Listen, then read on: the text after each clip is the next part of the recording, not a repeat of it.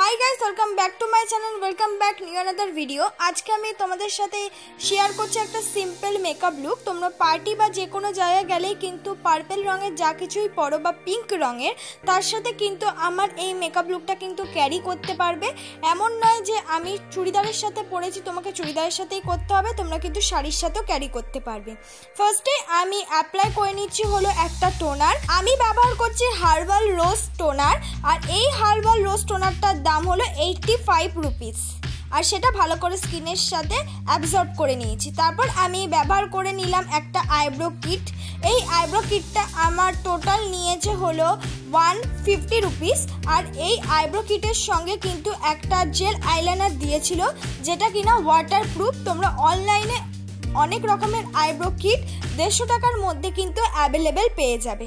দেখো, আমি পেছন দিক থেকে কিন্তু আমার আইব্রোটাকে ড্র করা স্টার্ট করছি, তারপর আস্তে আস্তে কিন্তু আমি সামনের দিকে আনছি।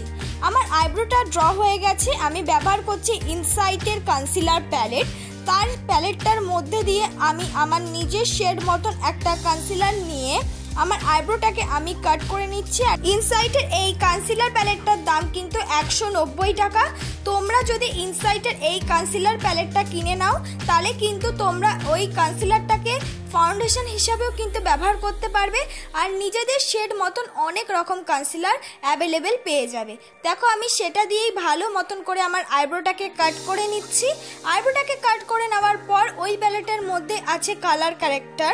আমার যেখানে যেখানে ব্ল্যাক স্পট আছে সেখানে সেখানে কিন্তু আমি অরেঞ্জ কালারটা ব্যবহার করছি। তোমরাও কিন্তু ব্ল্যাক স্পট থাকলে সেখানে অরেঞ্জ কালার ব্যবহার করবে। এবার অরেঞ্জ কালারটাকে আমি ভালো করে মিক্স করে নেব, আর তার সঙ্গে কিন্তু আমি কনসিলারটাকেও একসাথেই মিক্স করে নিচ্ছি। কনসিলারটা একটু বেশি মিক্স করতে হবে, আর অরেঞ্জ কালারটা একটু লাইট মিক্স করতে হবে। আস্তে আস্তে দেখো, আমি অরেঞ্জ কালারটা জাস্ট হালকার ওপর দিয়ে কিন্তু মিক্স করে নিচ্ছি। আর আমি চোখের আইলিডেও অরেঞ্জ কালারটা ব্যবহার করছি, কারণ আমার আইলিডটা একটু ব্ল্যাক আছে, তাই জন্য। পুরোটা মিক্স করে নেওয়ার পর এবার যে আমি অরেঞ্জ কালারটা দিয়েছি সেটাকে ঢাকার জন্য আমি ব্যবহার করছি ইনসাইটের কনসিলার প্যালেট থেকে আমার শেড মতন একটা কনসিলার, যাতে আমাদের অরেঞ্জ কালারটা যখন আমরা ফাউন্ডেশন ইউজ করি ফুটে না ওঠে। তাই জন্য ওইটাকে ঢাকার জন্য কিন্তু আমাদের একটা কনসিলার ব্যবহার করতে হবে।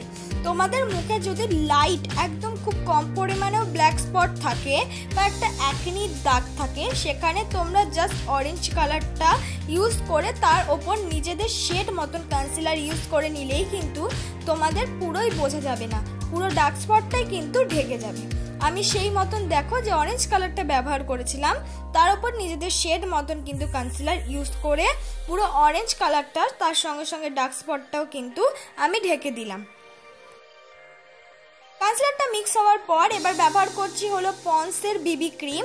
আমি কোনো রকম ফাউন্ডেশন ইউজ করছি না, যাতে তোমরা সবাই এই ধরনের মেকআপ লুকটা ক্রিয়েট করতে পারো। তাই জন্য আমি পন্সের এই বিবি ক্রিমটা দিয়েই কিন্তু ফাউন্ডেশনের মতন ইউজ করে নিচ্ছি।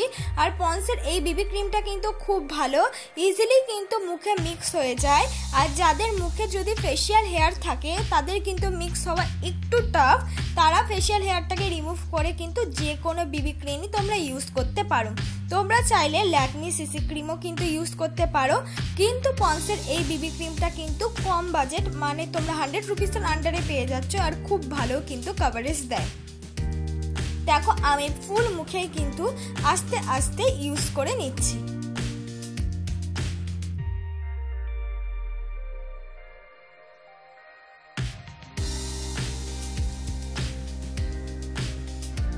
ফাউন্ডেশনটা ভালো করে কিন্তু আমার মিক্স হয়ে গেছে। তারপর দেখো, আমি ব্যবহার করে নিচ্ছি হলো কনসিলার। আমি ইনসাইটের কনসিলার প্যালেট থেকে কিন্তু আমার শেড মতন কনসিলার ব্যবহার করে সেটা কিন্তু আমি বিউটি ব্লেন্ডার দিয়ে ভালো করে ব্লেন্ড করে নিচ্ছি।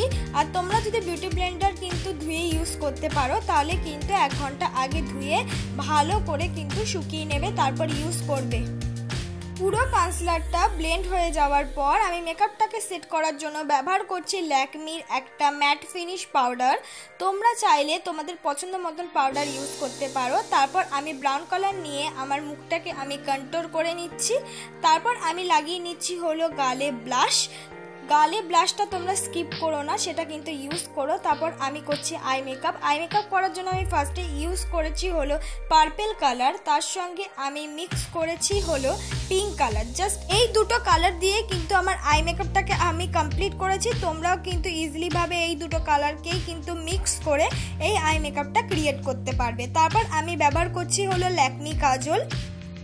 এই কাজলটা আমি একদম পুরোপুরি ইউজ করছি না, পেছন দিক দিয়ে ইউজ করছি আর একটুখানি পিঙ্ক কালার নিয়ে সেটাকে মার্জ করে নিচ্ছি। তারপর আমি ব্যবহার করছি হলো ল্যাকমি আইলাইনার। জাস্ট একটু মোটা করে কিন্তু আমি আইলাইনারটা ব্যবহার করেছি আর পেছন দিক দিয়ে কিন্তু বেশি বাড়াইনি। তারপর আমি ব্যবহার করছি স্কাই হাইডের একটা মাস্কারা। এই মাস্কারাটা মোটামুটি ভালো দামে, তোমাদের নিজেদের পছন্দ মতো মাস্কারা কিন্তু ইউজ করতে পারো বা আইলাইনার দিয়েও কিন্তু মাস্কারার মতন পরে নিতে পারো। তারপর আমি ব্যবহার করছি হলো একটা হাইলাইটার। আমি একটা সিলভার আর পিঙ্ক শেড মিশিয়ে কিন্তু দুটো মিক্স করে হাইলাইটারটা ব্যবহার করছি। হাইলাইটারটা তোমরা কিন্তু পিঙ্কটাও পুরোপুরি ইউজ করতে পারো, সেটাও কিন্তু খুব ভালো হাইলাইটার, মুখটাকে কিন্তু কিউট লাগে।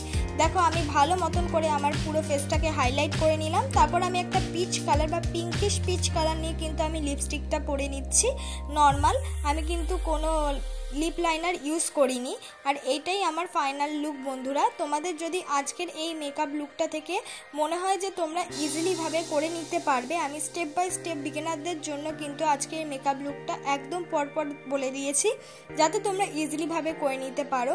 আর এরকম ধরনের মেকআপ দেখতে হলে আমার চ্যানেলটাকে like, comment, share and subscribe করতে ভুলো না। আর বেশি বেশি করে সাবস্ক্রাইব করে দিও। পরবর্তী ভিডিও কিসের ওপর আনবো বলে দিও।